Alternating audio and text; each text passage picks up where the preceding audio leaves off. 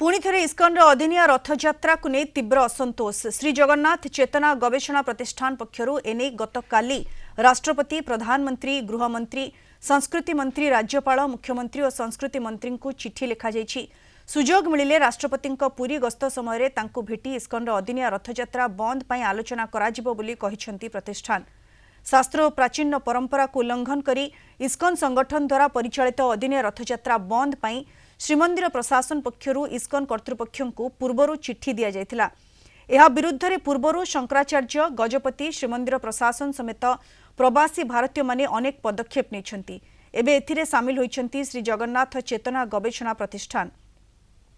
आगामी दिन में समग्र ओडिशा रे जन सचेतनता, धर्मीय चेतना जाग्रत कराजिबो। एथिसह भारत सरकार सह आलोचना कराजिबो।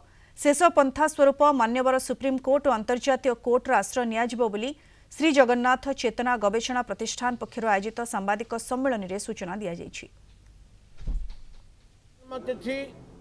कृष्ण जन्म तिथि एगुड़ी को बदलई दे पारू नाहु।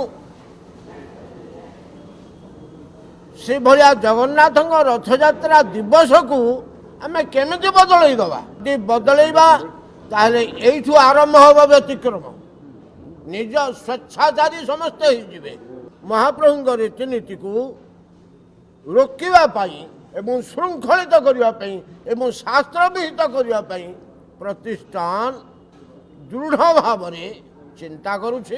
राष्ट्रपति को जनवाई आमर शतकड़ा 100 इच्छा रही और चेष्टा वर्तमान इस्कन संगठन समस्त को चिंतार पकईचंती।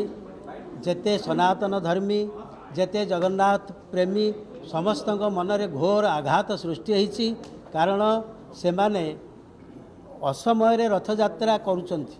आम पाखक आमर महामान्य राष्ट्रपति आसुचंती एवं आमे माने विचार करुचु जदि संभव हब आमे जिलापाल दृष्टि आकर्षण करी तांको सहित प्रत्यक्ष आलाप आलोचना करी ए दिगरे तांको आमे सचेतन करिबु।